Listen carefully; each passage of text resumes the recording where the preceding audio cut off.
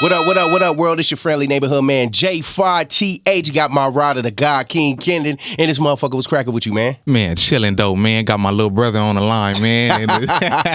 Hey, we ain't gonna introduce it. Well, shit, we in the group chat. I got my man Dee Stall, KD, and this motherfucker. How y'all feeling, man? Wonderful. Nah, don't be shy. I'm feeling free. Oh, I know that's right. Y'all ready for the days? Man, happy to be here, man. Y'all ready for the panel? Let's do this. I can't fuck with you, KD. You gonna get me in trouble being around you, man. Nah, real shit. I can't be around you, man. But look, the title of this show is called Phase 2 Code Crac'N. Okay, boy. Phase 2 Code Crac'N. Yeah, Phase 2 Code Crac'N. I'm all the way here for that. Yes, sir. So we gonna get into this theme, and then once we come back, man, we gonna get right into it, straight into it. Y'all know how we do. We hope you stay a while, cause it's right for life. Trying to be part of your life. We got whatever you like. Come on and just give us a try, yeah. Cause it's right for life. Trying to be part of your life. We got whatever you like, yeah. Come on and just give us a try, yeah. I said it's right for life. Come in with the shows that you like. We trying to be the best on the mic. DJ playing cuts that you like, yeah. It could be the start of your day, or maybe just the end of your night. But if you're rocking with us, Patio PolitiCz is gonna do you right. Oh, cause it's right for life.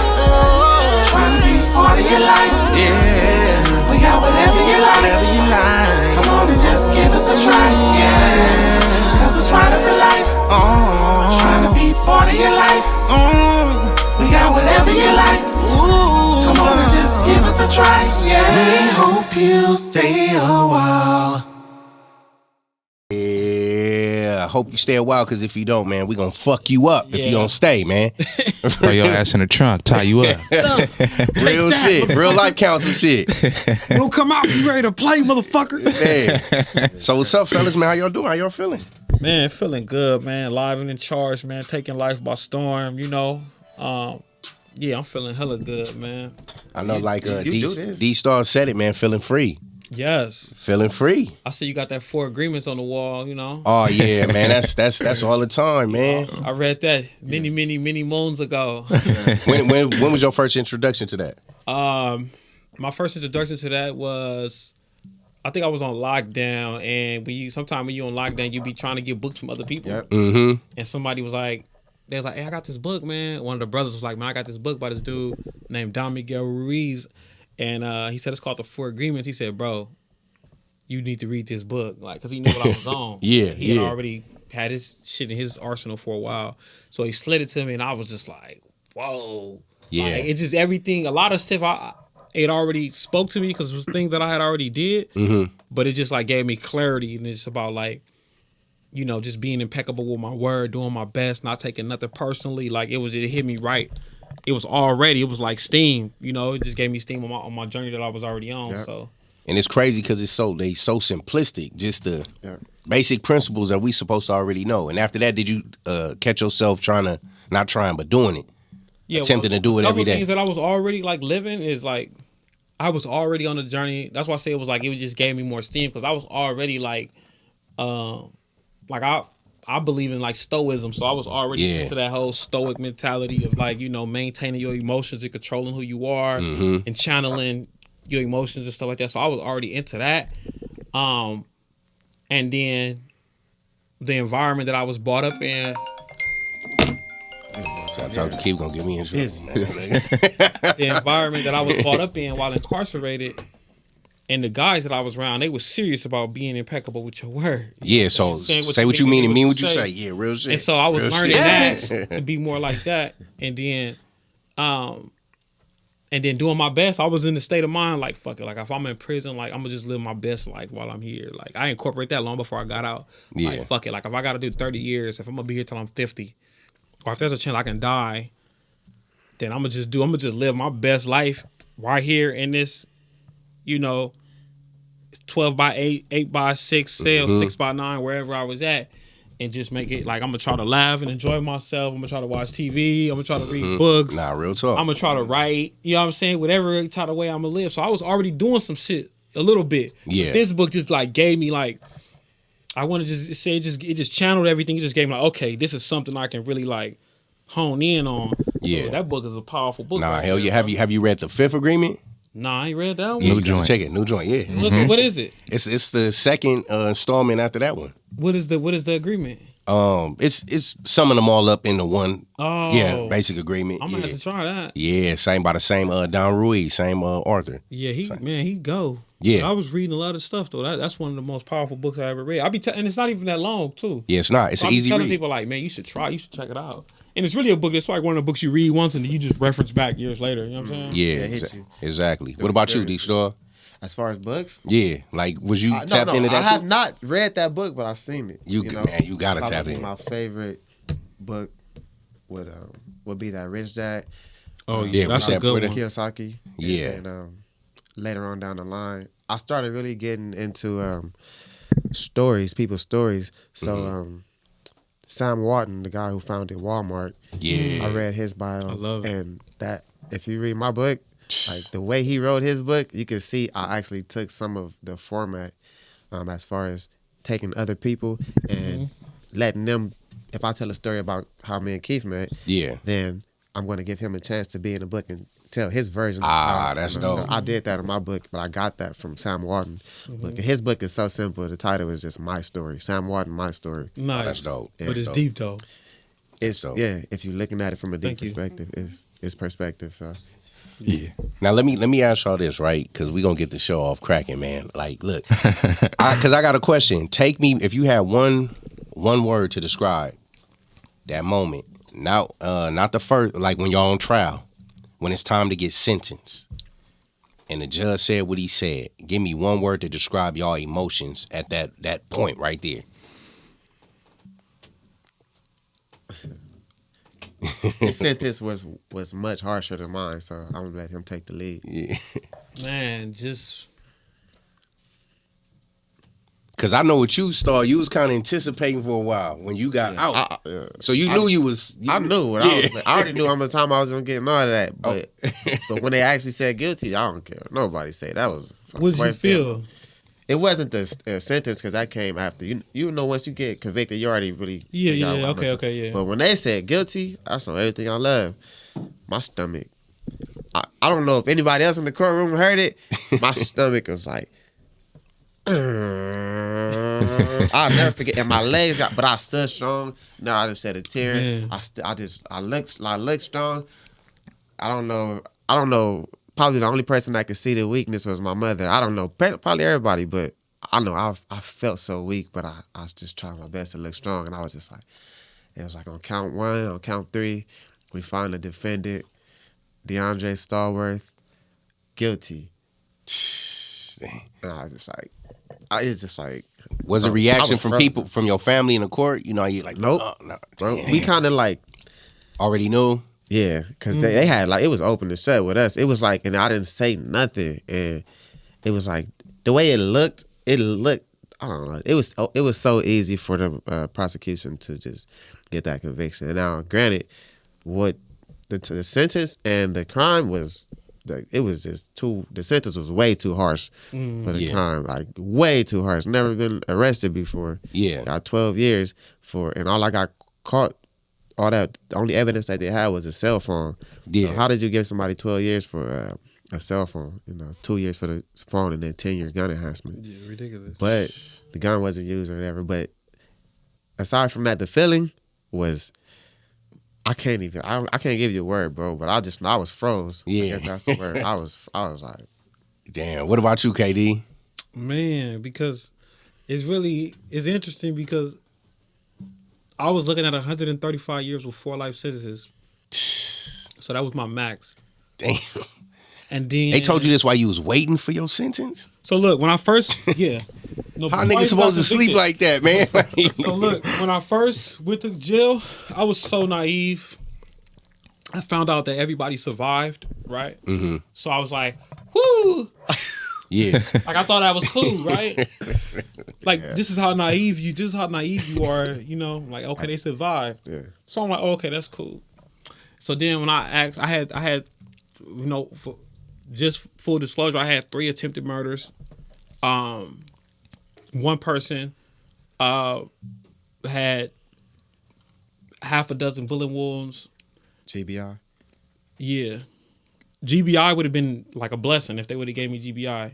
What they were trying to give me for. And what's that GBI for those who are? It's like great bodily injury, right? Okay, which is cool. It's like the lesser evil than like attempted murder. Got you. So, immediately though, one of the attempted murders fell off immediately, right? And the other two, then it went from 90 to 4 life sentences. And so, but I say all that to say, when I went into court that first hearing, I'm talking to my lawyer, this public defender. I'm like, hey, like, how long is it gonna take for us to get up out of here? He said, Mr. Dashiell. He like scoffed and laughed like in disbelief. He said, these are very serious crimes. Here we go. He said, you looking at life. I said, life? What? I say ain't nobody even died. Like I was so disconnected from all the pain that I had caused.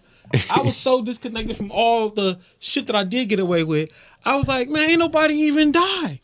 Like, and he said, they gonna give you more time than they would give somebody if you did kill somebody. So he said the people who face attempted murders, let alone one attempted murder, multiple attempted murders, it's far worse than a person who kills somebody. Damn. And under the eyes of the law.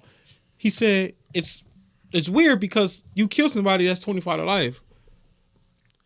But attempted murders come with so much other stuff. And I said, this doesn't make fucking sense. They sense. gotta live with that trauma. And he spoke about that. And he also spoke about, he said, the victims come into court limping with bandages on. They describe it. Why y'all laughing, bro? No, I'm just saying, was they adding 100 on 10, KD? Be honest. No, look, Hey, this is what they said. You know what I'm talking about? Yeah, I know what you're talking about. But This is what they said. They said the victims come into court limping with bandages on and blood marks stained, and they're describing how you stood over them and how you chased them and hunted them. He said that has a very powerful impact over the judge, the jury in the courtroom, so much so that the judge wants to throw the book at you. He said, in contrast, a murder case, these exact words was a dead man can tell no tales. So all we know is that you murdered your somebody. sentence when you heard it. How was you feeling then? So I knew I was at some point I knew I was gonna get convicted because I fought it for 16 months. Mm-hmm. So at some point it was just like, now I just need the best thing I can get. Well, I got convicted and sentenced on the same day. Damn. So they weren't playing with you. And if I didn't do it, was gonna start trials, then I would have got 90 with 4 life sentences. Damn. So I say all that to say, when I heard it, I was just so numb. Honestly, I was just so ready to go to prison, bro. Yeah. If that's strange as that sound, I felt nothing. I was just so empty at that point. Like, I felt like a little teary-eyed,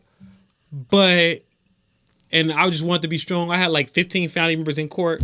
My family is thick. Everybody was in court when I got convicted, you know? Mm-hmm. And I was strong, you know, while I was in front of them. But I was just like, to me, it was just like the culmination of just a 2-year journey. You know what I'm saying? Yeah. Still carrying that grief. Yeah. So, and I felt teary-eyed, but I just felt empty. Like if I could describe it was just empty. I just had nothing. I didn't have no hopes, no dreams. I didn't have nothing that everything was going to be good. I had no illusions that I was going to be okay. Yeah. I didn't have no illusions that I was going to see this dude again. Yeah. None of that. It was all like clarity and just like empty, like fuck it, like whatever. Damn. But I know for sure I was so ready to go to prison and start the next journey.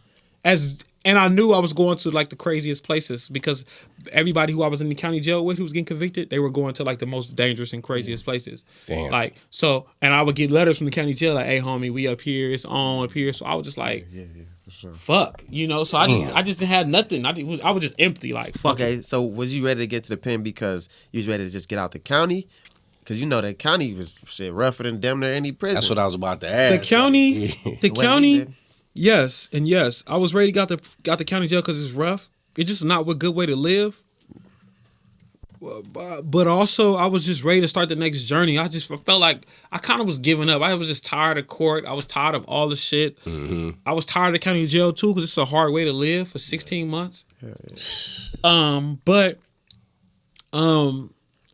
the county is like cracking every day. Like you could be fighting every day. It could be shit every day. Like it's just crazy in the county. The prison places where I ended up going to, high desert and stuff like that. It's not cracking every day, but the stakes are so much higher. Right. Like when it does, your ability to get killed is so much higher. That's what I was about to ask. You know so what the I'm counties saying? is just fades. We The fade. county is just wild. You know? Yeah. It's just, the most degrading thing can happen to you in the county jail, but you will live. Prison, the most degrading thing can happen to you, and you can die. You know what I'm saying? Like you get shot by the gun tower. If you're a black man in prison, you have to deal with everybody. You are at odds against the Hispanics, against the whites, against the prison officials. Everybody, you're the last one on the list. And so if there's a riot in which blacks are attacked by other groups, well, I don't know if we're attacked by other groups, guess who the police shoot at first? Yeah, they shooting at us. Yeah. Right? So That's damn. and so, it's just so you got all that is on your mind. And then with the blacks, there's so many fucking bullshit going on. That's what I was about to say. We so divided. So you gotta deal with that. Yeah. So man, And do that shit like fuck y'all up too, man. Like when y'all see other like races and nationalities together and ain't on that bullshit, and we just so split and divided. It's not as that black and white because yeah. but yeah, you'll get irritated for certain shit because like if something happened with blacks, they gotta go to every fucking group on the yard. Because there's Crips, there's Bloods, there's several different types of Crips, there's a couple different types of Bloods. Yeah. There's several different types of black groups. There's the Bay Area, there's the Central, there's the And these are is this for the non-gang affiliates? no, anybody who's non-gang affiliate, you have no vote. Yeah. Yeah. You do what the homies say. That's what I was about to. That's what You I'm about have to no ask. vote. If you don't Hey, so- gang bang in prison, you have no vote. That's what I'm saying. So nigga can come in there like, nigga, I ain't from nowhere. I'm from myself. that. You can do that. And you can get And you respect. could be solid. Yeah. But don't ever try to be from nowhere Yeah, pushing the line. and pushing the line. Don't ever Yeah, try to be for from sure, nowhere for and be sure. involved in no business. Don't ever try to be from nowhere and be involved in Just drugs. stay on your. I know dudes who didn't gangbang but was solid dudes. Exactly. They was with the shits. They was respected by everybody. But that's because they maintained who they are. Yeah. Anytime somebody come into prison who didn't gangbang and they was acting so, I was like, oh, his days is number. I already know what's gonna happen. Like they gonna, Damn. you trying to do too much. Too much, yeah. Damn. Because if there's nobody, you can't go to nobody. Anybody can do anything to you. So Yep. it's real complicated. It's like strength in numbers. Yeah. And what about when you have homies from different sets though? How does that work? What you mean? Like if I got some homeboys as Pyros, Bloods, and my family's Crips, like you just know. No, I mean, I don't know how it used to be. I don't even know how it was when he first went. I just know that over time, it's like respect. You know what I'm saying? You could be. It's a lot, some things you can't do together, but like you can't sell up with a Crip and the Blood. You don't care about But your brother. I could be working out with a Crip or a Blood if I'm with either one every day. Like we can work out every day. We could even eat together. I've heard times that before, like they couldn't eat together or whatever the case is. Damn. You know, but now it's like eating together and working out together. It's a little bit like as far as that stuff, they call it watered down, but really like that's a little bit more unity than before. Yeah. You know what I'm saying? So, If you have like a relative, most of my relatives that I was around in prison, they was from where I was from. But if you have, say for instance, if this was my relative and he's affiliated with Bloods and I'm affiliated with Crips, we cool, we can hang out. We don't have to be relatives. We can hang out, kick it, whatever. We don't have to be relatives. Like you said, we can do everything we want to do under the sun. The line gets drawn where if like just because he's a fit, he can't share with me like inner things that's going on with the Bloods. Like, you know what I'm saying? Yeah. So like when I was on like the 180, I can't be like, just because it's my family, I can't be telling him all my homies' business. Right. Yeah. Like that'll get me in trouble with my homies. With your Nothing he homies. can do about it. He can be mad on the yard himself. Right. If my homies choose to jump on me for something I did, he can get cracking, but that's his ass when he goes somewhere else. Yeah, I was gonna say that. Because Damn. So you family don't- is gang, basically. No. Gang Yo, is gang is family. gang. Gang is family. Yeah, that's You know what I what I'm mean. saying? Gang is family. Yeah, that's what I meant. My Now, they have to say. Now, say for instance, if he's snitching, if Kendi had came to the yard and he was telling on somebody, right, and they know that's my brother, well, if they have some respect for me, they're gonna tell me like, hey, look, do this, yeah. You know your little bros is telling, man, like, and I already know the game. I know he violating. Can't do nothing. I'm not saving him. There's nothing I could either say. They telling me because they telling me because they respect me, but they also temperature checking. Yeah, yeah. Like where you at with it? Like where you at? You know, and so your words gotta be, even if you planning something, they gotta be used carefully. You gotta be like, damn. Like if I'm planning something, because if that's like, I'm in prison behind my family. Like you know. So if Kendi came to the yard and he was telling, I'm gonna be, what? Yeah, I gotta go. Off the top. But I'm gonna go tell Kendi, nigga, I got a knife for you and I got a knife for me. Nigga. You go get your niggas, I'm gonna get my niggas, and we get the fuck up out of here. And we go to PC and we live our life and we tell mama we together, nigga. Hey, Michelle, hold on, man. That would be me. That's him. Hold there. We gonna take a quick break and then we'll be right back. But I beat his ass. Yeah, but tell it. Discipline for sure.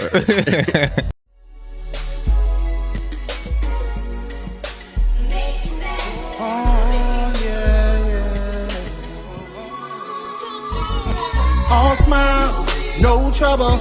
If you rollin' with me, ain't no nigga like me. I'ma show you, baby. I'ma make you mine. All smiles, no trouble. If you rollin' with me. You trust me? Come here. I want to help you ease your anxiety if you allow me to. I think it's magical how kisses slow down time. I can make your spirit move at the pace of the earth when your lips meet mine. Life is so much better when you slow down. We're so in a rush just to go nowhere when the best place to be is right here. Making a positive out of all the negatives.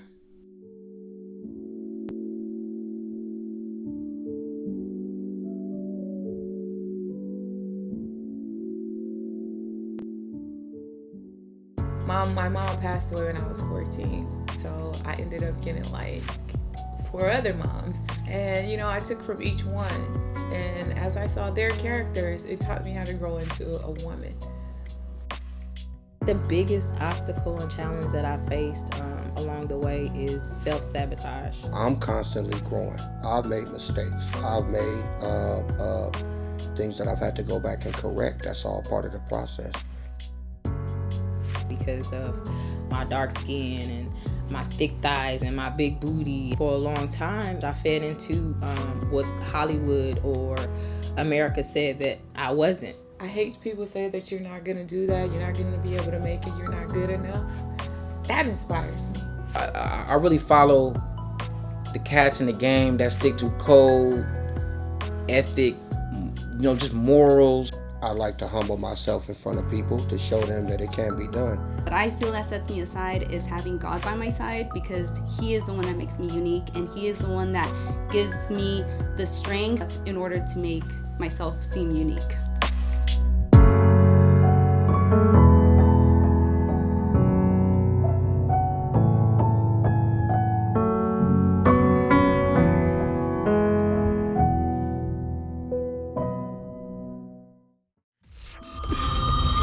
Yeah, we back. Patio PolitiCz. God King Cannon, J5TH, KD, Dee Stall, man. Y'all good? Yeah. Man, these stories, damn, this was getting a little deeper than. Okay, let me ask y'all something. I probably got about 3 real stories that I can say really made me something, but I want to ask him. I'm just so interested in him and listening to him talking to myself. But you ever been in a situation where they tried to put hands on you? So like, man, this is the code. This is where I grew up. This is why I became a man, I believe, like when I was in the pen. So damn, I feel like it's a long story, but of course it is. I know it is. But so here's so let's just condense it, right? When you first get to the 180 to the level 4 maximum security, there's not a lot of program. There's not a lot of jobs available. So everybody's in a cell for people on TV be like, oh, 23 hours a day. No, it was 24/7. You in a cell. You come out if you got a medical excuse. 72 hours for your shower. Yeah, 72 hours. They open a door to let you walk 10 feet to get a shower. Like where I was, the environment I was in, there was no 23 hours. You was in the cell 24/7. Damn. Why do I mention that? It's because jobs is rare. Program is rare. There's always something going on in the yard. Yeah. Now, not to cut you off, KD, program keeps you out the cell. Like, yeah, program is when the door open up, you get to go to the yard, you get to go to the canteen, get your packages. I'm saying the jobs, though, too, keep y'all mind focused off it kind of make the programming easier. No. The job just gets you opportunity to be out the cell. Yeah, that's what I mean. Yeah, so, yeah. Especially on the 180, where there's no programs. On level 4, there's no programs. At the time when I was in level 4, there was no fucking programs. So niggas got waiting lists. You got to write a program on the streets and hope they send you a fucking pamphlet. Man. You know what I'm saying? But so I say that to say, within 6 months of being into the joint, before I even got off lockdown, the first 8 months I was in the pen, I was on lockdown. Some murders and shit that happened before I got there. So 6 months, I get a job. I was like, oh, they gave me a ducat. So when I get out, the first day they open up yard, I go out the yard. They probably like, hey, nigga, how you get out? I got a job. They like, nigga, I've been here for 3 years. I ain't got a job. I'm like, oh. Why do I say this? Because I got a yard crew job. That means for essentially 7 days a week, I can go out to yard all day from 9 o'clock to 4 o'clock. That's the worst thing that happened for a 21-year-old on a maximum level 4 security yard for a young gang member, because you're around everything. Because everybody gonna come to you. I get to know all the homies that's in every building. That's right. And the faction where I'm from is so many of us. Yeah. Right? So why is that important? I was always into some shit that I was getting away with, or scared as a motherfucker, but I was getting involved in shit. Yeah. Right? Yeah. Well, I got into some shit. I had a battery on inmate. I was on LOP, meaning I couldn't come out to cell for 90 days. They gave me a shoe. LOP, loss of program. Yeah. Damn. They gave me a shoe. I went to the committee. They suspended my shoe because they had other problems. Kicked me back out to the yard. 90 LOP, loss of privileges. No phone, no packages, no canteen. But they couldn't take my job. So they still want me to go to work every day, but I still get to go to yard. So all I do is put some money in the homie books or whatever. Anyway, that's some other stuff. Why do I say that? I just got off LOP. And this was my second one in the year. Yeah. So I go to yard. The homie, the dude who I kick it with every day, he did some bullshit in another building. So he's a rider, killer, certified motherfucker. Yeah. But he bullying people, which is not good in prison. He bullying this older black dude, which is not good in prison. Mm-hmm. So they said they're gonna get him. So they tell me, hey, look, man, we want you to get off on the homie. So I seen all these other young dudes out here on the yard. I'm like, for the first time in my life, I'm like, why I feel like this nigga trying to use me? Yeah, yeah. He's somebody who telling me this. Yeah. So in that moment of nervousness and like apprehension, I just said, nigga, hell no. Like, nigga, I ain't doing that, nigga. Better get one of these other niggas out here to do it. Nigga, I just got off LOP. Yeah. So what that means is that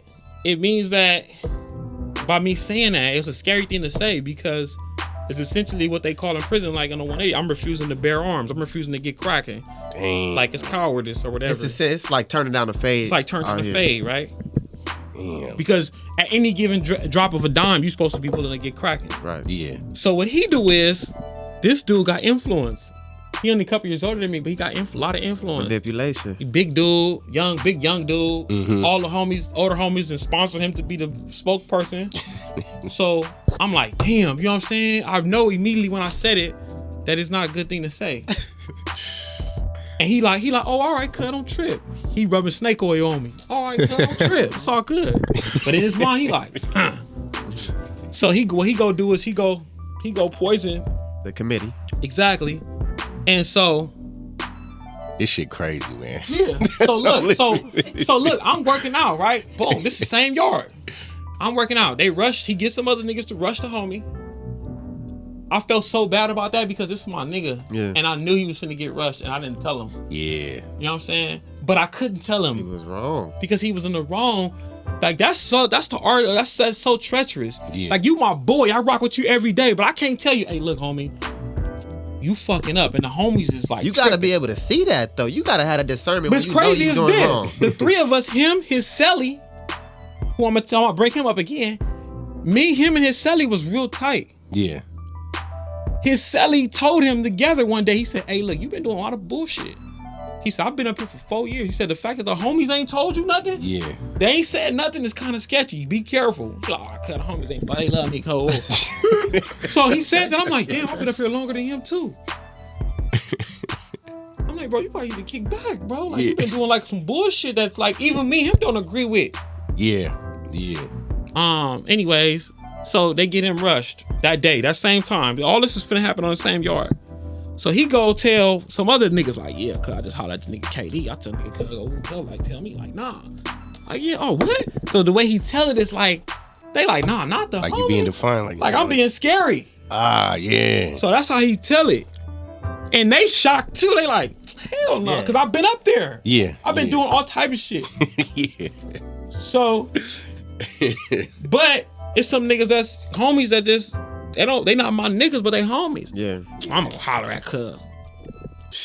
So, long story short, one of my boys, I'm working out. This is the same yard. The yard go down. It's down for half an hour. They patch the homie up, take him up, take all three of them niggas out. Boom, they read you in program. 15 minutes later, I'm working out. I just see like it's like a in the black area, it's a gang of people coming right. It's a gang of blacks right here. Some niggas is in line so we can get on the pull-ups. You know what I'm saying? So they could be next on the pull-ups. So I'm getting my set in. Boom, boom, boom. So when I jump down, I just see somebody in the corner of my eye making their way through people. Oh, what up, my nigga? Oh, so all right. And they just walking with too much purpose. You know what I'm saying? Like they're on a mission. And I notice it. I'm like, oh, that's a homie. And then when he see me, he like, oh yeah. Like he looking at me, but he trying to, you know, he's saying what's up, and he getting to me. Yeah, let me holler at this nigga. So now I'm like what the fuck? What's going on? But I'm on it though. Yeah. So he walk up on me. He's like, hey, cuz, why you didn't get cracking? That was the first and only thing he said before he tried to get off on me. So he said, why you get cracking? And when he said that, my instincts, I seen everything like Spider-Man. Like, I butcher you not. I'm like, this nigga finna get off. He's getting off. And it was like this.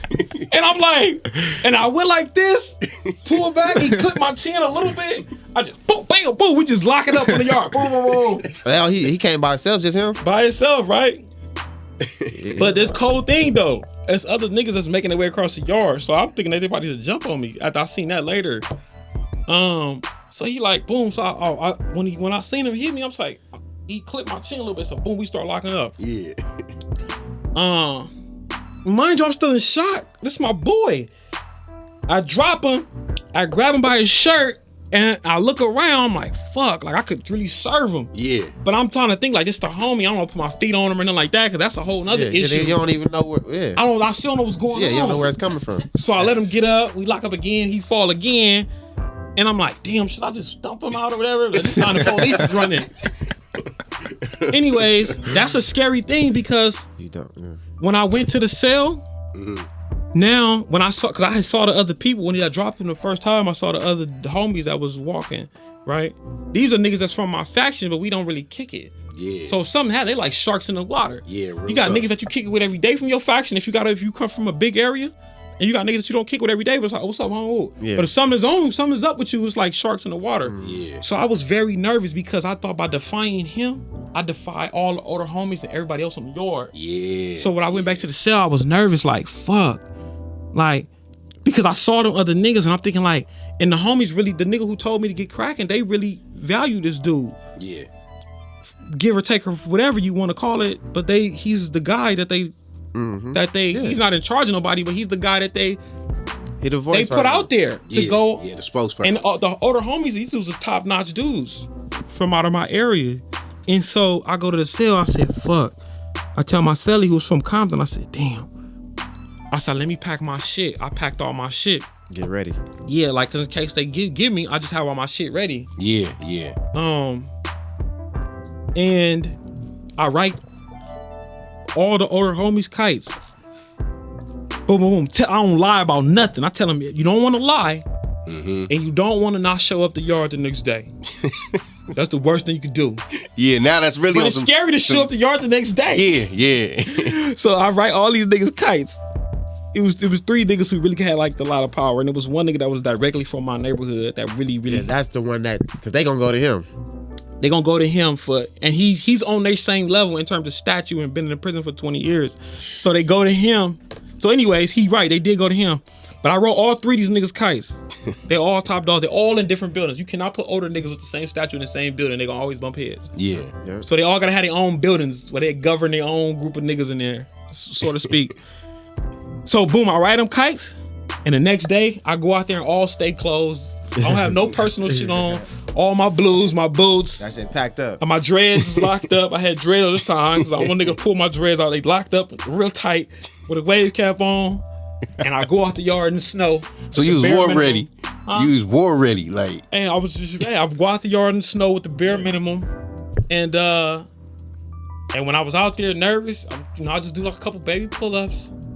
Watching niggas like, what up? Niggas like, hey, spin one.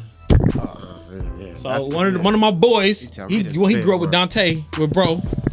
He like, what happened, man? So I tell him everything. He like, yeah. He like, all right, for sure. He like, I just want to just hear from you, everything what happened. Well, so kind of find out, bro. I survived. Old boy got in trouble. You know what I'm saying? But it really was a scary moment. But it was a moment that made me grow up. But it was the closest I ever came to getting like beat up, to getting twisted on the yard. But it's a lot more stuff that happened. Yeah. But that's like shortening it up. And he ended up getting in trouble for making bad calls and shit. Yep. And getting removed from that position. And then me and him till this day, I'm scared to see this nigga. He thinking, might. Yeah. He think you got something. He thinking like this nigga defied me and got me dispositioned. Yeah. got the nigga demoted. What about you? Have you ever had that situation? Shout out to Sleep, man. Sleep came up, bro. I got a story that's kind of like that, but it wasn't about me getting that. But one time they tried it. Remember they had the out-of-state program? Oh yeah. So I went out there, Mississippi. I went to the furthest one. I went to Mississippi. California was overcrowded, so they started housing the inmates in different states. Mm-hmm. Only California inmates though, but we was out of state. So, anyways, they had me out there. I walked out. I didn't have a cellie at the time. I walked out the cell. I was talking to my boy from Pasadena, PDL. We was playing chess, and another homie. He like, hey, yeah, they just socked old boy. I'm like. He's like, somebody just got socked. I'm like, he didn't say he just got socked. He said they socked him. I'm thinking he's telling the old story. I'm like, oh, what happened?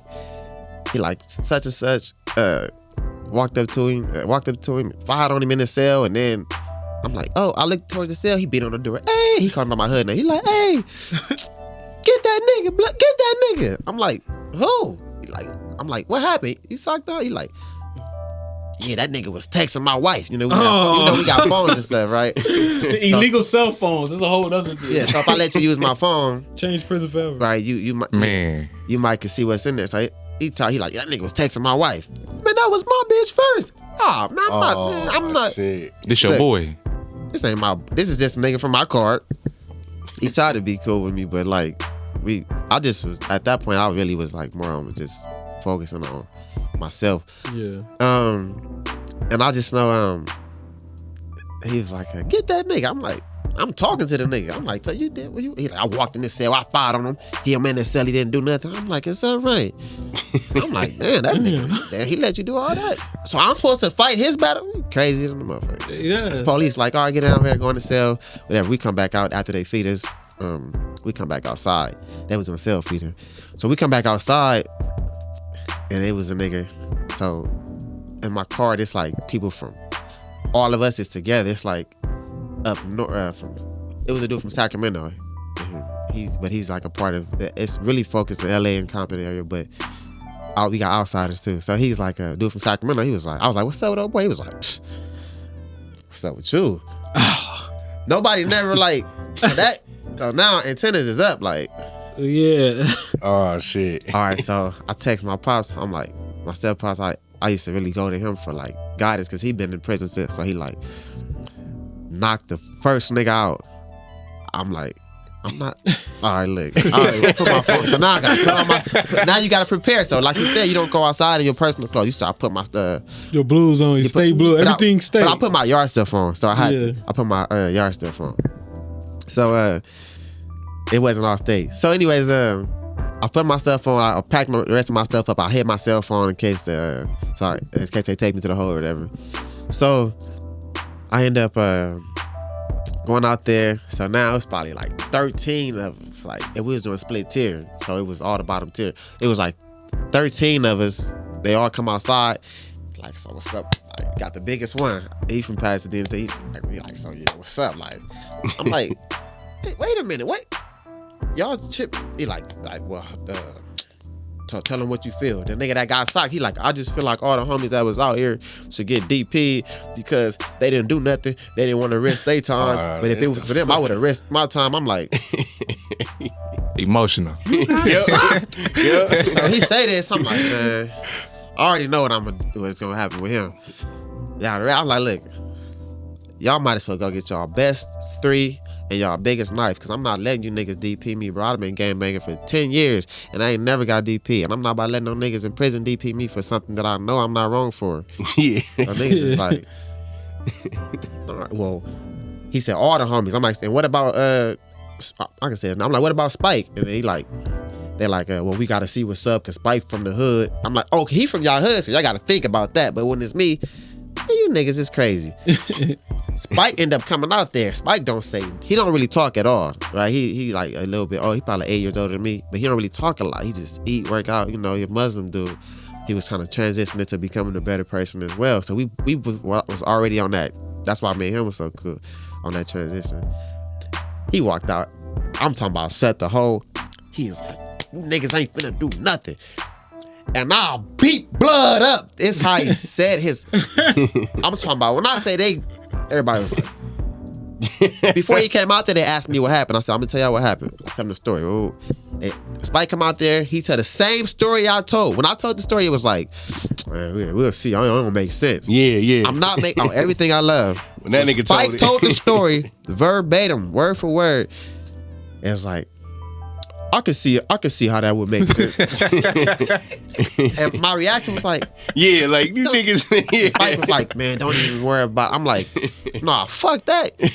I need a fade from anybody who felt like I need a DP. Spike is like, he ain't even finna fight these niggas. I'm like, nah, I need a fade from any nigga that felt like I need a DP. What? What about the dude that got socked though and waiting for everybody else? See, I'm finna. This is what I tell him. I'm finna whoop your ass and your celly. His celly get up. Like, like, let's go. Let's bracket. I'm like, no, hold on. Because the police, we gonna set that up. We ain't even gonna go live. Yeah. So they're like, all right, tomorrow when they do canteen, when they do the store, they bring our store to our cell, to our building. Just crack your door. They gonna run in there because I ain't had no celly. I walk in. I can't sleep. I cannot sleep. I'm like, because I have never been in the situation. It was more through it, but anyways, they end up being no DP, and but I still need my face. I'm like, nigga, because if the fact that y'all would even say this, like, and he in the wrong. Mm-hmm. So, because he let a nigga. This is Spike said, ain't no nigga finna walk in my cell, get off on me, and walk back out the door with me and my celly don't do nothing. Yeah. And then blame on everybody. He said, when he hit me, I kind of, my vision kind of got blurry, and I kind of got, man, shit. Now, man. So, me and Spike be reading the same thing. So he like, you see, nigga, I don't read all those books for nothing. I knew them niggas is so used to me being quiet that when I got big like that, I was like, yeah. All right. Keep that in mind. Yeah. So, I end up the next morning, the nigga that got socked, he come to my cell. Man, look, we homies, and when he come in my cell, I was ready. I get up, I'm like, I feel like we homies and we shouldn't be. I'm like, me and the other nigga from where I'm from, he started laughing. I was like, man, get out of here. So he was like, man, we shouldn't be fighting because we homies. I'm like, get out of here, because I'm already. His celly coming in there ready though. Yeah. Ain't no talking. His celly come up in there ready. Man, that's not. Anyway, I ain't gonna brag. Whooped him. He sleep. I grabbed him when he was done. After about 15 seconds of fighting, I grabbed him and I dragged him out the cell. And he was waking up and he was like, I thought he was about. I was kind of scared because I didn't know how much damage because he's bald headed and he hit his head on the ground. Yeah. And he started shaking and stuff. Like, fuck, I'm finna catch a case. So I dragged him out the cell. I didn't drag him. I kind of like lifted him up and put him. I'm like, get y'all homie. It was kind of, you know how you trying to show off low key. I'm like, yeah, get y'all homie. And then after that, they locked us down again. A couple hours later, individually, everybody started coming back to me apologizing. And my step pops, he was like, I told you, you knocked the nigga out, and everybody gonna start. Wait, your step pops was in there with you? No, he just guided me on the phone throughout my whole prison. Like, yo, what's up? What you think about this, bro? Yeah, so he like, so he used to be like, he kind of like guided me what happened or how I was supposed to do it, and my mama would give me permission to do, or she'd tell me like, you just need to. Or she'd be like, you gotta do what you gotta do. She didn't say it directly, but she'd give me enough words to where I know if I should take this risk or not take it. Nah, real shit. That was a good cheat code though, if you look at it for a nigga that don't know, because that was my next question. Got that? Yes. You got that? That's dope. So she so this shit happened. They are like, man, you know, it was kind of easy to go against you because everybody was doing it. Ooh. So now the other older niggas on the yard finding out about what happened. Yeah. They like. So we end up moving buildings and all types of stuff happened, but they're like you wasn't wrong. Like, what? That nigga wrong. They made the nigga that got socked, they DP him and made him go fight the nigga. He was so scared during the fight. I was like, man, like, so I ended up telling them, this was like my final. I'm like, look, don't call me y'all homie. You niggas can't use my phone, and we not eating, we not spreading together. So I don't even want to sell up with you niggas. And like, don't even consider me a part of what y'all got going. If it ain't nothing with no Mexicans or no other cards, do not consider me a part of what y'all got going. Like, that's it. I'm finna go read told him that?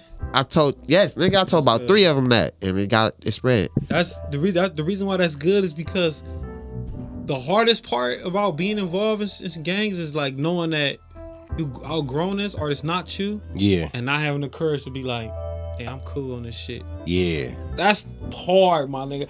It's hard to be involved in shit and you know that you just not there. Yeah. And I did that for years. Like, I'm just really not here. Yeah. I don't care. But when you do it though, like, I can be them, but they can't be me. Right. Yeah. Hold that. We're gonna take it now. Respect that. We're gonna take a quick break, man. We'll be right back. Yeah, that's really good. I'm glad you did that.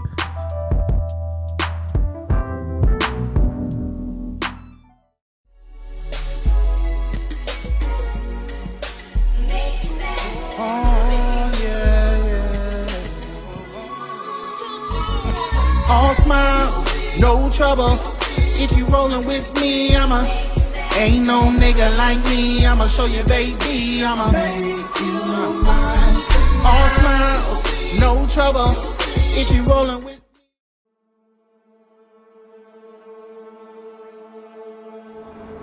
justice, I assure you, will be served.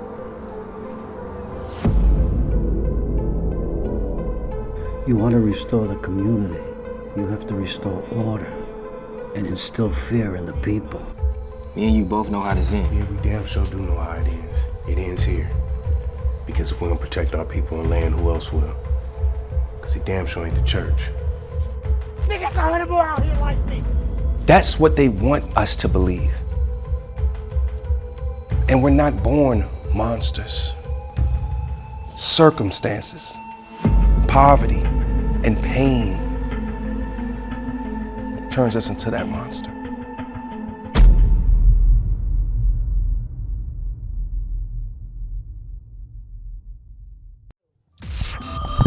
Yeah. You're now rocking with the Patio PolitiCz. Hey, man, y'all good? Live. Hey, before we start, man, there's some great shit because I think, man, a lot of cats, again, they may look at movies shit and think, I can do that. And the stories y'all are sharing, like, man, this really ain't no shit to play with. So I'm going to commend y'all brothers just for getting through that shit and being thorough, man. Like real shit, though. Real shit. Now, what you were saying, Dee Stall, that you wanted to ask, yeah. Oh yeah, man. Really just talking about y'all transition. Before y'all had to step out of that place, you know what I mean, and getting mentally ready, you know what I mean, and your process afterwards. You know, we can start off with the first one. Okay, I'm gonna make as quick as I can make it, man. I worked my way down. I didn't go to the 4. I started at the level 3. So I was at maximum security. Level 4 is super max. So I worked my way down throughout the years. I had 12 years. About a 5th year, I was all the way down to level. Well, I was level 2, but I had level 1 points. You know, I got away with so much, man, because just being able to maneuver and like being guided, like I said, by my step pops, you know, and just being guided by the older homies and older blacks and everybody. I used to just seek knowledge. But anyways, I maneuvered through the system. I got my way down. Everybody's goal is to get down to fire camp, especially when they pass Prop 57.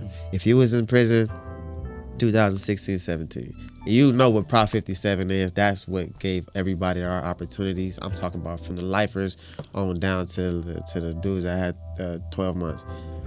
So when they passed Prop 57, I seen it on the wall. I said, however much time you got left, you're gonna do half of that. I said, half? How can I get to fire camp? So I was like, for a couple of years, I was trying to get to fire camp. Every time I go to my annual committee review, how can I get there? They was like, yeah, you do a little bit more. So I started taking all these classes. Anyways, I get well, I don't mean to cut you off, Dee Stall. I apologize for that. When you talk about fire camp, I don't know if y'all familiar with the movie First Time Felon with Omar Epps. Oh no, I've heard about it. I've never seen it, but it's like, yeah, it's like is it like that? Yeah. It's, okay. It's like, from what I've heard, I didn't see it, but from what I've heard. Okay. That's level 2, right? Like consider level 2. 2 or 1. Yeah, 2 or 1. But you do the training and all that shit. Yeah, right? yeah. I got my certification still in the house somewhere. Trained through California Department of Fire. Wildfires. You only can do wildfires. We don't do residentials. We don't go in houses or nothing. But wildfires, when our land, our forest and everything burn. California has the most national forests in the country. Yeah, yeah, that's facts. So that's why Gavin Newsom got into it with Trump and everything. But anyways, all right. So I worked my way down to get an opportunity to go to fire camp. When you get to those levels, it's actually harder to stay out of trouble because they know that so much is on the line. As far as the officers and administration, they know that they can just take it from you, and they abuse that shit. They abuse it, and they play with you like literally. They know you in the best possible situation to be in prison. They know you got the best freedom. They know you're gonna eat the best food. Yep. They know you got the best opportunity. They know you're gonna be making a lot of money in prison. $1 an hour, which is a lot of money. Which is a lot of fucking money. Yeah. And so they use that, they dangle that over your head for every little thing. What? I'll take it. Yep, out of bounds. Yeah, they got something called out of bounds. You ain't gonna get no out of bounds right up on a higher yard. They don't even care. All they care about is stabbings, drugs, and big stuff that can shut the yard down. They will literally write you up for out of bounds. That's if you that's a 115, which is a disciplinary report. If you get one of those, you lose your eligibility to go to these fire camp or whatever it is. It might be temporary. It might be forever. So they play with you like that. So it's kind of stressful. But anyways, I'm saying that to just say I got my way all the way down. I ended up getting to fire camp, right? It was my birthday, 2019. I did that for about a year. But now, only thing that's better than fire camp is the halfway house where I met him at.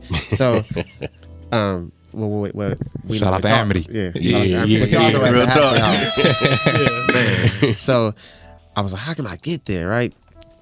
I was at a fire camp and I'm like, around this time, COVID was going on, right? COVID ended up happening 2020, turn of 2020.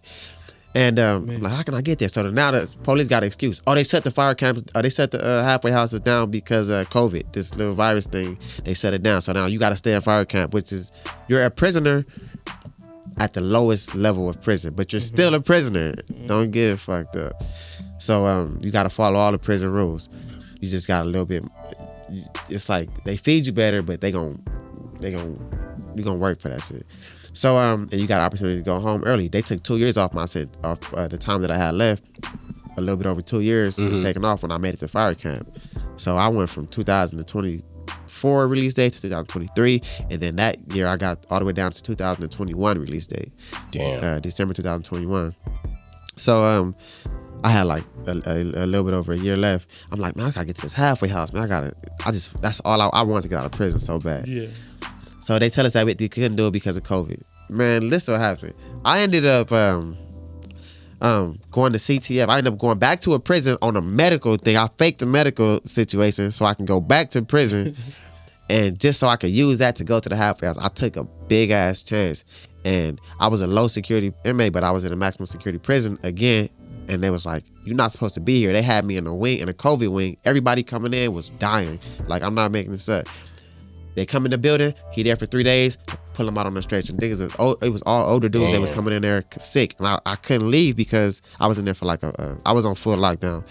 And I was in there, trapped in there because I couldn't be housed with the regular inmates. I'm like, well, I'm not no motherfucking... The level was incompatible. Yeah, exactly. So I had to really I was just writing all these... what you call them motherfuckers? 602s? 602. I write in the 602s, which is an appeal. Like, man, why do y'all have me here? I'm complaining. I'm like, I'm finna do a lawsuit. I'm telling all type of stuff. And I'm like, y'all gotta get me out of here. The lady comes, she say, look, you can't go back to fire camp. I'm like, why? She said, they shut transportation down, so you can't go back to fire camp. I'm like, so what can I do? I look, man, we got this thing called MCRP. You want to go there? MCRP, Men's Community Reentry Program. I said, how for? Yeah, what do I sign up at? She like, you already applied for it before. You don't want. I'm like, well, how long is it gonna take? This is August 28, 2020. She said, it's gonna take 2 weeks to process the paperwork, and then you'll be gone in 60 days. November 10th. All right, prove it, man. I'm not making this up. I got that paper September 10th. I got that paper, and it said you will be released into the custody of MCRP, the reentry program, on or after November 10th. I promise you, I had a calendar. I had a drill. I was just crossing the days out. That was the most stressful time. They put me in a cell with a lifer. I talk about him in the book. His name Timothy Hobley, and he was somebody that was from where I'm from, but he had been in jail. So he had made a transition. He'd been in jail like 20 years. So he was just like, man, he was so happy, and I was so stressed, and it was crazy because it should have been the other way around. I was going out to a happier situation, a better situation, and he was, stuck, until hopefully getting out soon. He was happy for you. He was just a happy person in general, and I used to be like, how is this man so happy? And he's like, man, he didn't even used to call me by my hood name. He used to, my gang name, he used to call me Dee Stall. He was like, Dee Stall, don't forget about me. So I actually sent him a book recently. I hope he got it by now. And he was just like, don't forget about me, man. You're going to be great. He used to just smile like, man, you're going to be good. You're going to be out there, man. I see them. You ain't like these other youngsters, blah, blah, blah. And I used to just be like, man, fuck, man. He's like, why you stressing so much? I'm like, I just want to go. I don't know if they really going to let me out. I done been fucked over by this system so many times. It can't be true. This is not true, man. Every time I get something good, they pull it, like they just take it. So he ended up, November 10th come around, they let me out. That was better than that. The day I got out of prison was the greatest day of my life. November 10th, 2020. That was the greatest day of my life, hands down. When I walked into prison, all the gates was open, all the little bars was open. They had a direct route to my cell. When I was walking out of prison, it seemed like it took so long. All the gates was closed. I had to go to this gate, open it up, go to this gate, wait for them to open it up. But anyways, they ended up letting me. They drove me on the 5, on the 101. Then I took the 5 or whatever, and I got down to LA Nipsey. I seen the Nipsey murals. I seen the Kobe Bryant. So I'm like, I was in the back. I was handcuffed, and I started crying. I was like, I'm back. I was like, oh, fuck it. I was like, I said like that I was gonna get home. I didn't know how. I said I was gonna do it, and I did it, and I got home 5 years from my maximum day, 5 years early, and I went there, and my first day at Threshold, that's when I met you. I remember when I met him. It's these meetings that you gotta have when you go to the halfway house. I'm finna end the story real quick, but I met him because I was telling Eric was asking us something, and I just ended up talking, and I challenged Eric. I remember I was combative with my conversation, the dude that was holding the meeting.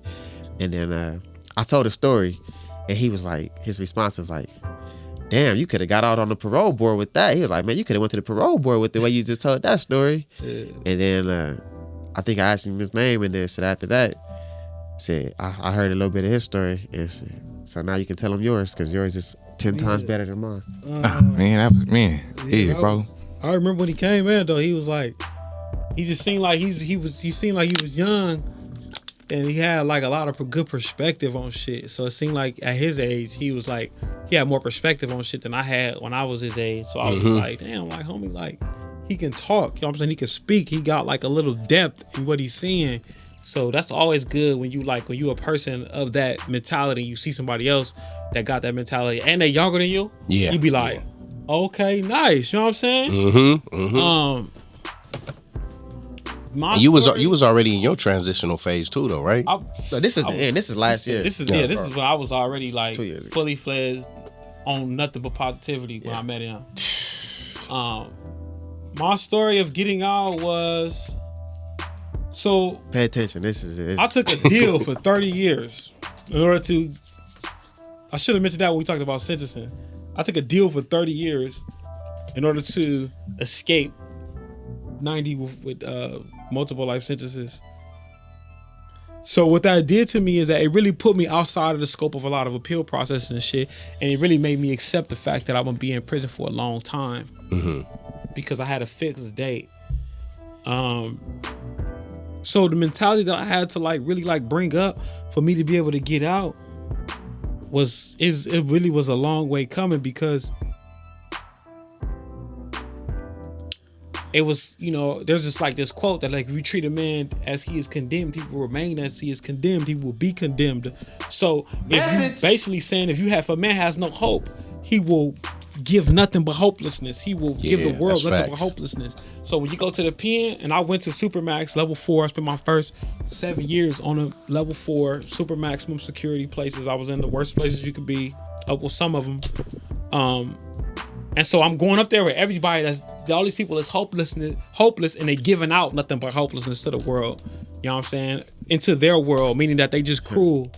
You know what I'm saying? And unusual. You know what I'm saying? So when I went up in there, when I saw that, I was just like, fuck. I immediately did the same thing that I was doing when I was on the streets. I started making mental models of what I need to be in order for me to survive. You know what I'm saying? That's why I say it's good that he has somebody he can call and rely upon to learn from in prison. Like, hey, look, what do you think I should do in this situation? Because I didn't have that. Like, the people that I learned from, my older brother, my pops, everything, the type of man that I had become, I had took pieces from all these different people and made myself into this fake ass wannabe street dude that did some shit that thought he was somebody. But when I got to a prison, I didn't have nobody. My older bro, resting, he never been to the pen. He never been to level 4 either. So he been in the jail, he been in YA. I couldn't rely on him for no help. Yeah. No other dude in my family that was my age had ever been in this type of environment. Yeah, at the level that you have been. At the level I was at and at the age that I was there. My pops had been in and out the pen. And while I was able to grow up and see and pick shit about my pops that I liked and I wanted to use and be in myself, I had no experience of his prison lifestyle, so I didn't know. And he been to the feds, so I'm in the States. Yeah. And so I said all that to say I had to look around me and find out the type of dude I wanted to be while I'm here. And I've started to make myself into somebody that I felt that would survive in prison for 30 years. But I also was doing that in contrast to the person that I knew that I really was. Yeah, real shit. I mean, not in contrast, in direct conflict with the person that I knew that I really was. Like, I knew that, I'm just a natural cool dude. Like, I don't really want no problems, you know what I'm saying? Like, yeah, I have the capacity to be violent and to hurt people, but that's really not the person I am. You know what I'm saying? Like, I'm really a chill, laid back dude. I like to hang out, laugh, talk shit, you know what I'm saying, or whatever. But that's the person I am naturally. Yeah. But prison to make you become somebody that you really don't want to be, especially and most assuredly if you're a part of a gang. Challenge style. Yeah. So I said all that to say I had to walk myself after building myself up into this person that could survive on this yard, bro. I had to walk myself out of that mentality, then walk myself out of all of the bullshit that I had put on top of that. Yeah. You know what I'm saying? Yeah. And so one thing about me is that I always used to read. Yep. I always read, even before when you went in? No, I read in school, but outside of school I never read. Yeah. But I can read. Yeah, nah, for sure. And I say that in that way because a lot of people in prison, they don't have their high school diplomas or GED, and they can't read. Or they learn how to read while they're in prison. So from the county jail, I started reading a lot of shit. And I just kept that up. Even though I was on bullshit, I just kept that up. Why do I say that? Is because when you read, bro, reading will have a way of transforming your mind and you don't even know it, bro. Nah, real shit. You will be reading shit, bios, self-help, fiction, nonfiction, and that shit has a way of like reprogramming your mind, and you don't even know it's reprogramming your mind. Like that book Phase 2. Yeah, real talk. Like check it out. You feel real me? though, for real. Yeah. So like when you, I say that to say, reading made me like more critical. I'm really conscious of what it did to me because it made me start thinking about shit like, what the fuck was I doing? Like it made me realize how much I had wasted my life. Yeah. You know what I'm saying? And so I started to realize that shit early on. And so I had told myself, even while I was still transporting drugs from building to building and knives and shit, I just was thinking to myself like, I don't want this to be my life, bro. Yeah. Like, you know what I'm saying? So even though I had proven myself, I believe, to be amongst these dudes, I'm really not of them. Like mentally, real shit. Spiritually. You know what I'm saying? So, but I didn't know what to do with that for years. But I remember telling myself, man, I remember telling my celly actually, I was like, man, what if they come around and start letting niggas out? Like, what if they just looking at our files? Or what if they want to like open the door? He like, yeah, he got life too. Shit, he like, yeah. Yes, that possibility is out for him. Yeah, but it's out for me too, based off of the reality that we in, because they wasn't doing that. Yeah. So I told him, I remember telling myself, I said, man, you know what? I said, if I ever get off level 4, man, I'm gonna try to go to school and do some college or something. And he was like, yeah, that'd be cool. Like, this one of my young partners, my young niggas, he with the bullshit and all that. Mm-hmm. He like, yeah, that'd be cool. And I was like, that's what I'm gonna do. If I ever get off level 4, man, mind you, I went in level 4 with a 3-year 180 commitment.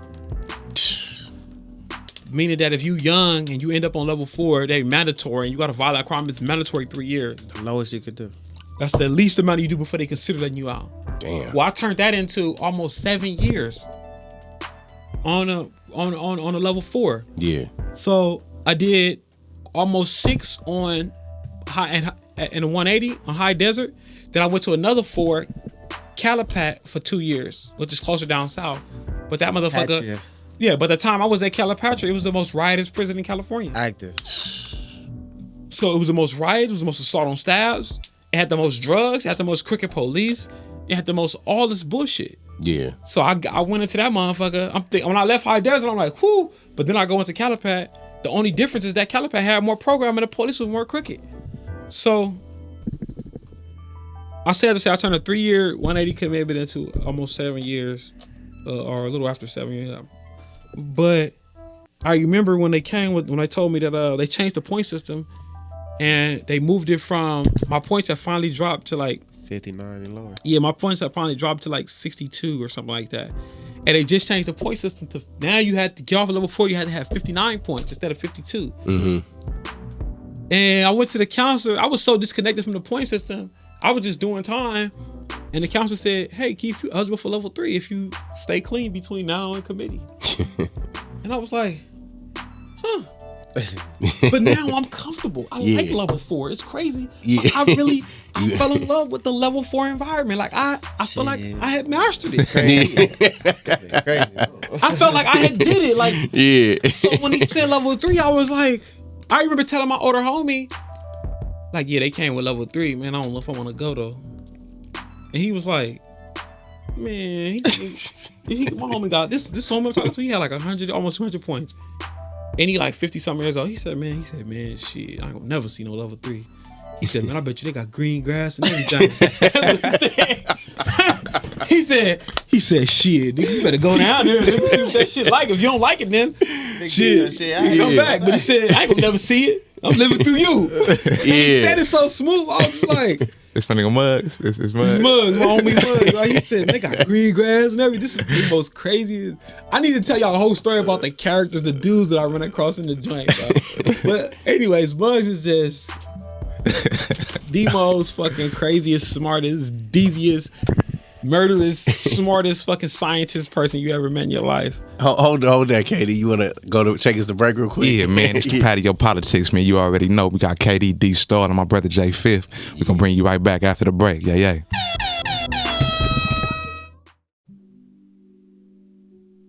You trust me? Come here. I want to help you ease your anxiety if you allow me to. I think it's magical how kisses slow down time. I can make your spirit move at the pace of the earth when your lips meet mine. Life is so much better when you slow down. We so in a rush just to go nowhere when the best place to be is right here. Making a positive out of all the negatives.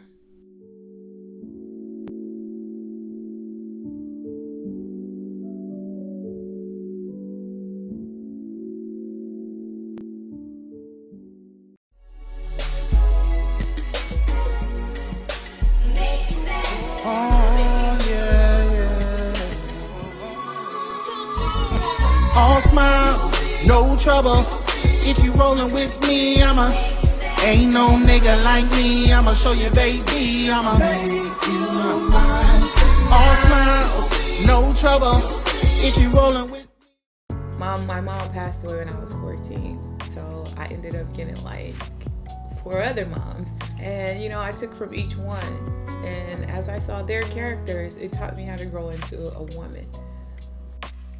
The biggest obstacle and challenge that I faced along the way is self-sabotage. I'm constantly growing. I've made mistakes. I've made things that I've had to go back and correct. That's all part of the process.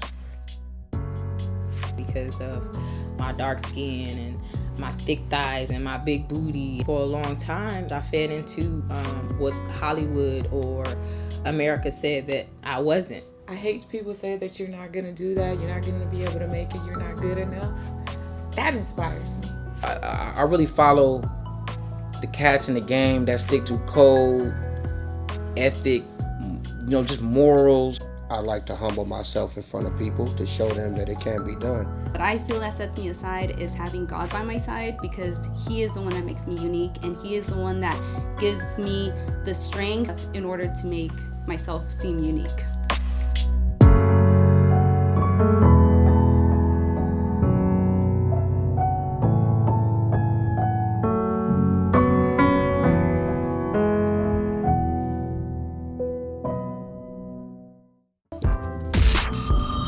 Hey. You are now rocking with the Patio PolitiCz, man. What's the deal, man? KD, right here, man. My king brother, man, and Dee Stall, man. J Fifth and Kendi right here. Yeah. When we bringing you back, and you was telling us about your transition.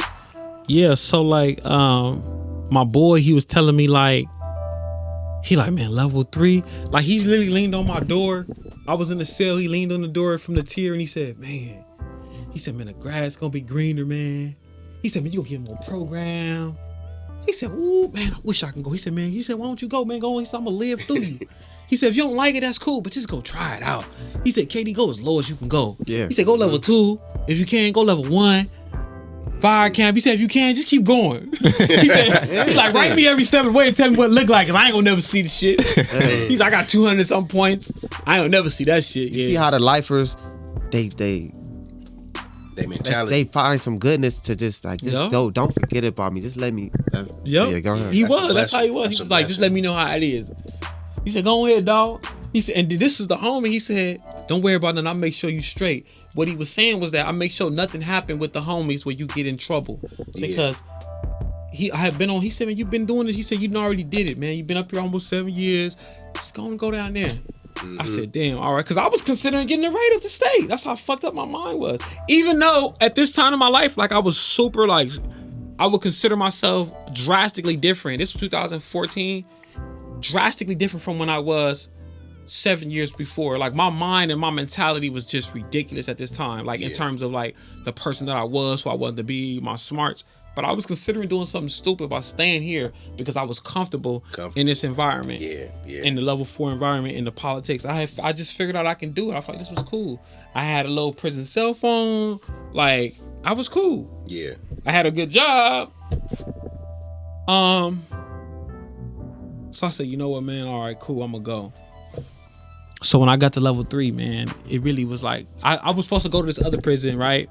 Where I had homies that was there and they had phones waiting for me. When somebody said, I'm gonna make a bed for you, when you talk to somebody in prison or so, when he said, I'm gonna make a bed for you, what he's saying is that I'm gonna have, when you get down here, and I'm gonna have a cool spot for you to move into, a cell. I'm gonna have a care package for you. I'm gonna have a phone for you. I'm gonna have this for you. If you do a little drugs, I'm gonna have this for you. Like, that's what he's saying. I'm gonna make sure you straight as soon as you get here. Yeah. So I say that to say I had homies in other prisons that was like, I'm gonna make a bed for you when you get here, don't trip.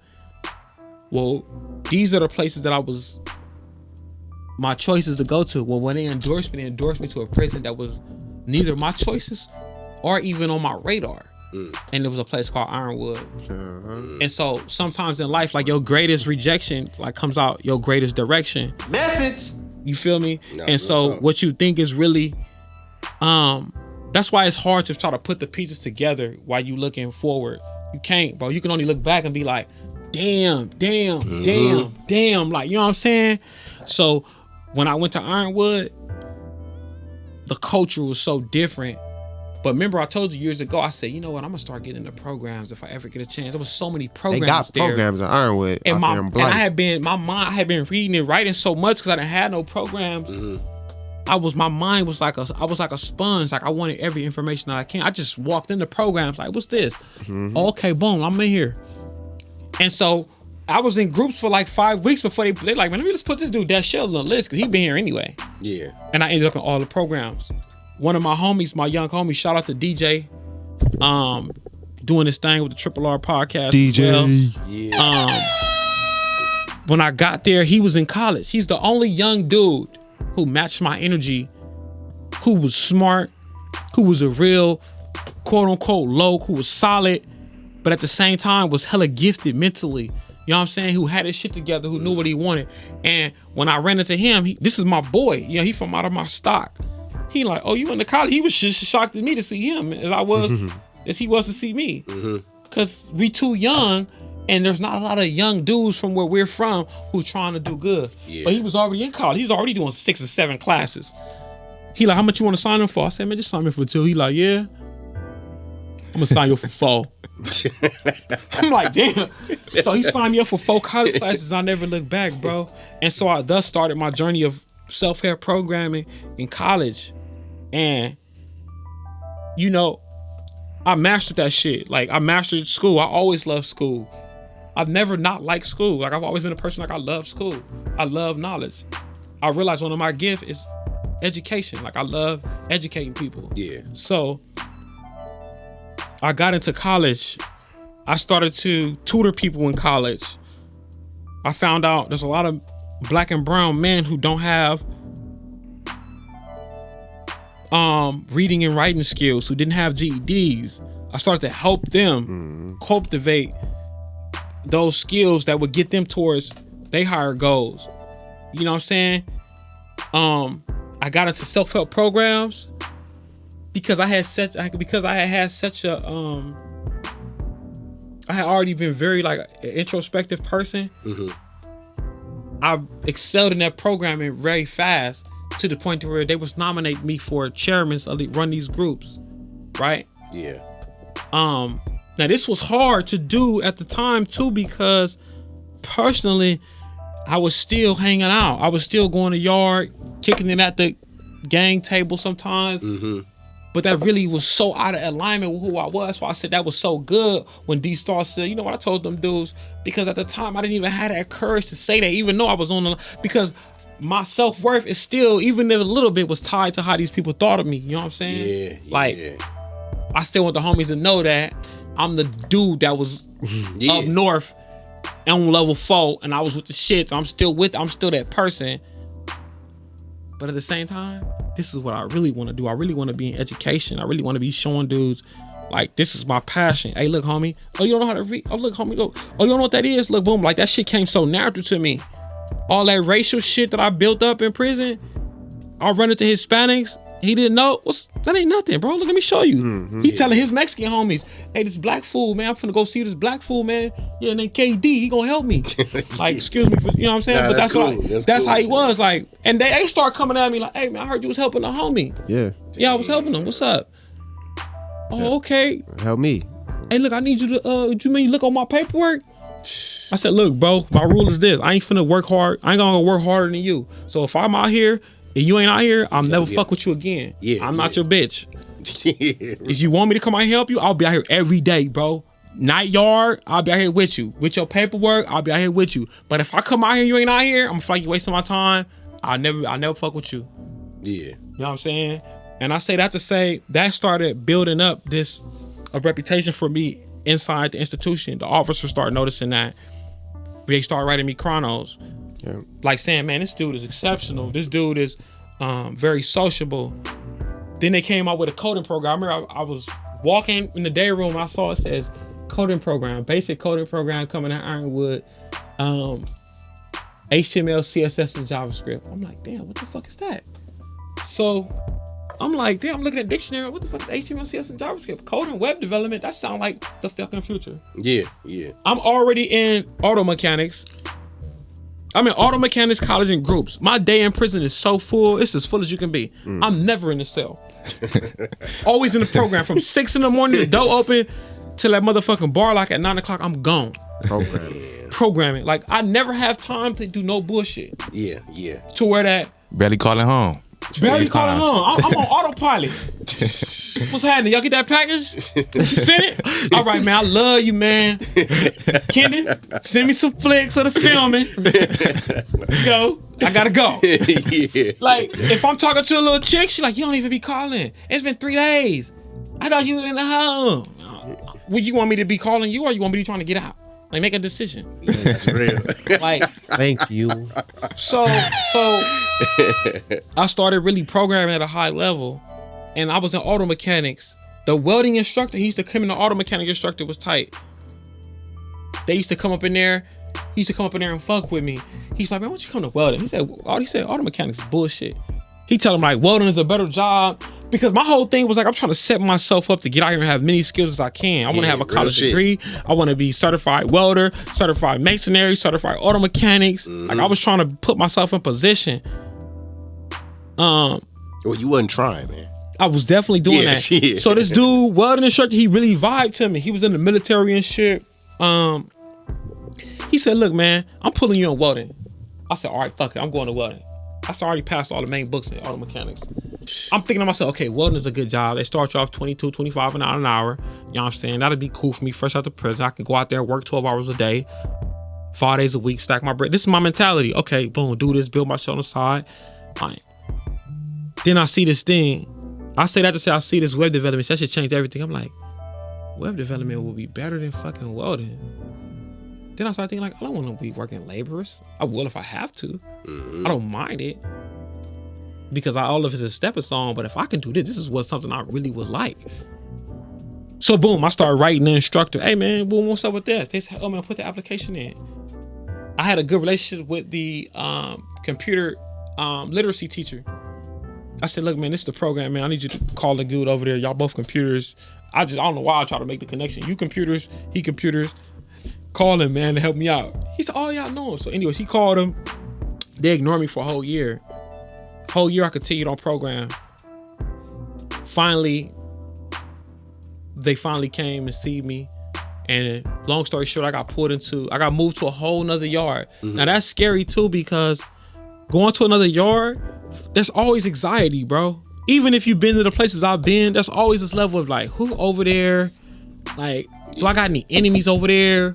Like, temperature is, you know what I'm saying? Like, is a nigga that killed my brother over there? Like, you know what I'm saying? Like, what's over there that's gonna derail me? Like, what's over there that's gonna be tempting? Am I gonna have to like, is there gonna be some older homies over there that's gonna be like, try to press me because I'm doing school? Like, it's always these different things in your mind. And even though I know I'm built for it, I've never met a dude who told me, even the most roughest of the roughest, when they go to another yard, there's a new level of anxiety, like just a little bit, like damn. Even if you know how to do it.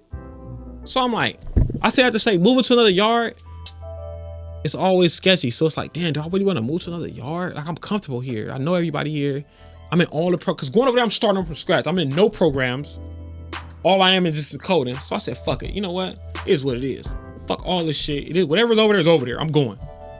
So I went over there and I was in the coding program, bro. And from the coding program, when I was over there on that yard, I had enough reputation from the other yard that every people who used to be on my yard was on that yard, they immediately start passing my name to people who was running the groups. And I was pulled in the groups over there. So within a month, I was already rocking and rolling again. I wasn't facilitating nothing again, but that was cool for me because my focus was coding. But eventually I was facilitating everything over there too. Tell them how you got out. So there's a culture on this yard of commutations. Yep. Tell them about that. People, wait, I can't tell you that about telling you this. So the same thing I was doing over there was helping young people. I was helping over here. At this time, I'm 30 years old. I'm helping people 18, 19, 20, 21, 25, 50, 60, motherfuckers who've been in prison forever too. That put me in the name of people who really knew shit about commutations. And those people start asking me, hey, why you ain't put in for a commutation? I'm like, shit, I was hoping that the enhancement law changed or the juvenile shit changed. Like, I was just rocking it. I never really seriously thought about commutation. To me, that's like, it was just like really just, it was so far-fetched. Yeah. But this was the perfect time because Jerry Brown was really granting commutations for inmates. Governor Jerry Brown was really granting commutations for incarcerated people who was really worthy and grinding. And so these people I started going into these little small circles where there was a culture of like teaching people how to commutations. And you know me, I mastered all that shit. I got examples from everybody, what they filed. I read everything that they had. And I started to build my own. And then one of these young dudes went to this guy and told him, there's a Hollywood movie producer and he's been following these guys all the way from juvenile hall all the way to prison for years, 15 years. He's been knowing these people. These are like his kids. He helps them out. He helps them get their shit together. And so he didn't follow me from prison. I wasn't in juvenile hall. I just happened to be the guy that's helping these young dudes get their shit together. So they're telling him, these are little Hispanic kids and shit and all that. They telling him, oh, this dude named KD helped me out. He like, I hear this dude name a lot. Who is this guy? So finally, one of the little Hispanic kids walked him up to me and introduced, man, this is KD. So he like, man, so this dude's a Hollywood producer. He's responsible for movies like Hangover, Project X, Due Date. So I get to know him. I start writing him letters. You know, powerful shit. Hey, this is what I'm thinking. He encouraged me to file. Now this dude had power in the sense that when Gavin Newsom and Jerry Brown, he's a part of that political circle. He knows them. And so all he would do is say, hey, look, these are guys I think is worthy of commutation. And at the time, I had just did a big speech in front of like 80 something lawmakers that came into the coding program. They came into the coding program. I was the person that they came in there. I walked them. These are 80 people, lawmakers, NFL football players, powerful people in the state of California. I remember you told me. Powerful people in the state of California. This guy was, Scott Budnick was there as well. The movie producer was there as well. And so, I say all that to say all that had an impact. And so I had all these different people, this administration-wise, on the streets-wise with Scott, and then the people in prison, what I was doing, they was all batting for me. And so my biggest fear was that they wasn't going to mess with me because I had some prison violence. And I'm looking around, everybody who was getting out, they didn't have that. Yeah. Everybody who didn't. So I was like, fuck, like I was insecure, like, damn, like, but I was only like 25. So like, I was still young when all this shit was happening, 23, 24, 25. So I'm like, damn, maybe that'll help me. But then I saw somebody who did get commuted. And I said, oh, okay, that's hope. Because he has some prison violence. Maybe that'll help me. But what really, that didn't even matter though. I thought that was what it was. But what really mattered is that they looked at my record. Eventually, they finally really combed through my shit. And was like, this dude is like ridiculous. Like, I had college degrees. I had everything you can think of in that motherfucker. Like 60 something chronos and certificates from staff administrators. I prepared everything like I was going to board. That's crazy. And I used to tell people on the yard, I say, if they interview me, I'm gone. I used to say all the time, I say, bro, if they interview me, I'm leaving. kiss me goodbye, I'm gone. Because I felt like I had mastered communicating my story in such a way that I wasn't trying to run no game. This was all facts. I really wasn't with the bullshit. Like, and at that point, I did tell the homies, like, look, bro, I'm not here for nothing weird, nothing strange. Don't come to my door about nothing. At this point, I did have the courage to be like, hey, that's out. Now I'm like an older homie because I'm like 33, 32 years old now. You know what I'm saying? 30 years old. So I'm like an older homie now. So it's a little different. But still, I'm like, man, look, bro, I'm not. But at this point, they already know I'm in the groups and stuff. But long story short, bro, they did come interview me. I killed it. It was real powerful interview I had with the governor's office. Boom. After that, 3 months later, it happened so fast, but it was so long in the making because they ignored me for the first year that I filed my commutation again. But then when they finally interviewed me, 90 days later, they commuted my sentence on his birthday, September 13th. You feel me? Shout out to K. Commuted my sentence.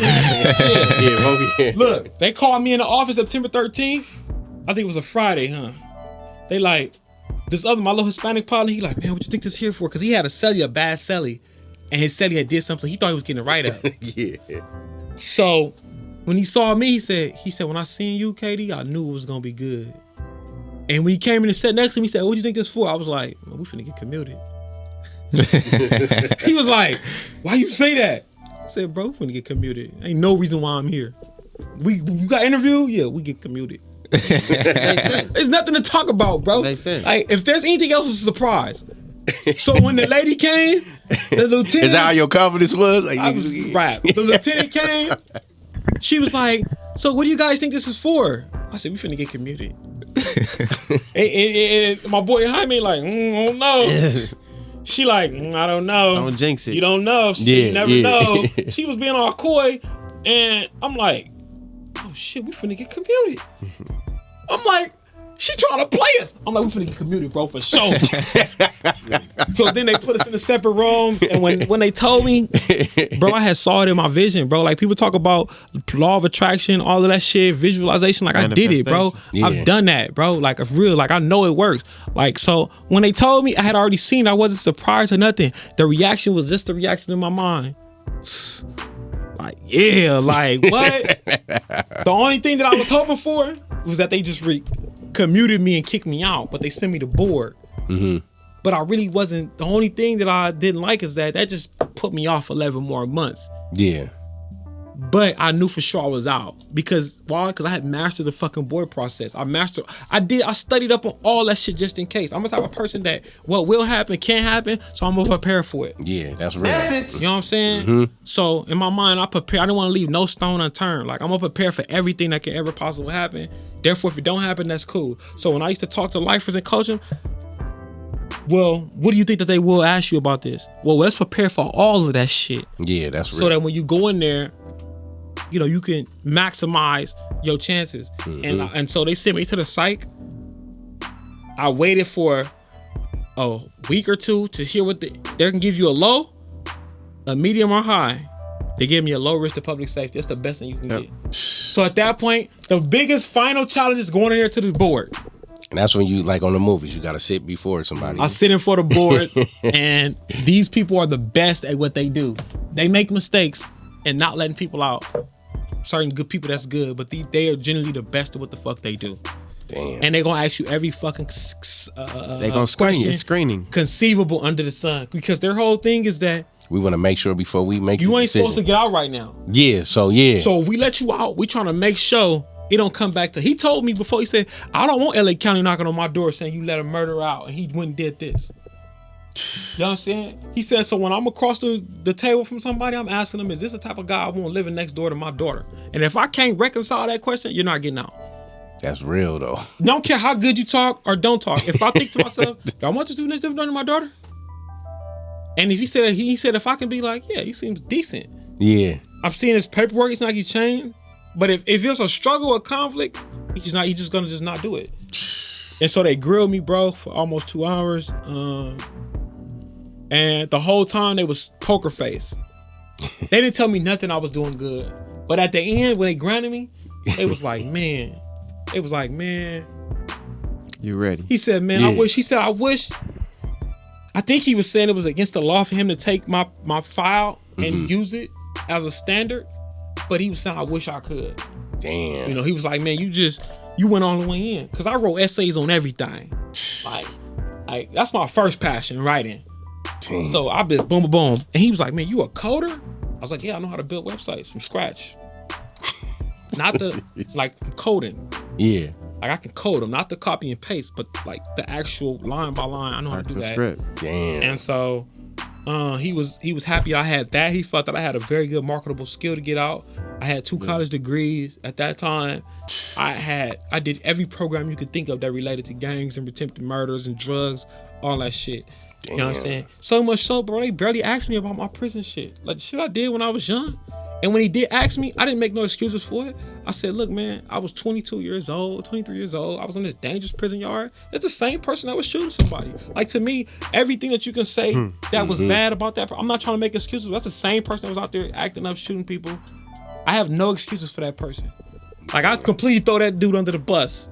All I'm trying to do is tell you that the person I am now at 32 years old is drastically different. Yeah. You know what I'm saying? And what do I have to prove it? This. There's no way I could do this if I was doing that. You know what I'm saying? So that's what I told him. And when he let me go, I was just like, look, Katie, we know who your brother is, man. So he said live next to the daughter, not fuck her, man. All right, so you know, you know, we Eastside niggas, man. So live next, man. You Kendrick, I gotta watch Kendrick. He decent. Do I gotta worry about you fucking my daughter, man? Hey, nah. God King Kendrick, man. Close us out, man. Unless you had anything, man. Man, Dee Stall, did you want to add anything, man, before we shake, man, real quick? Some words of wisdom, man. Just if you know somebody going through something, be there. Don't wait for them to reach out to you and tell you that they're going through something, because it's probably not gonna happen. Message. So if you just call, check on them, whatever the case is, like, just try your best to be there for people, you know. And don't judge, and don't be surprised when you see people like him. He, like he just told you, he can start a whole computer from scratch. You know, I travel the western portion of our country, you know, with my career, organizations getting started, and books. You know, this is what we do. It's possible. So just be there for people, and if we be there for each other, it's so much that we could accomplish. Yeah, man. Yes, sir. It ain't about where you come from, and it's about where you headed, man. Just had a great segment right here with the King brothers, man. Yeah. Definitely some inspirations, you feel me, and walking examples of what men should be, you feel me, especially coming from the conditions that y'all came from. Man, and we're going to keep it going, because this ain't it. Probably going to have some more, man. So, yeah, man, you already know it's the Patio PolitiCz. Yeah. Yeah. I like that, man. That smooth shit, see? Nah, you ain't stand next to the daughter, man. And we all like this, man.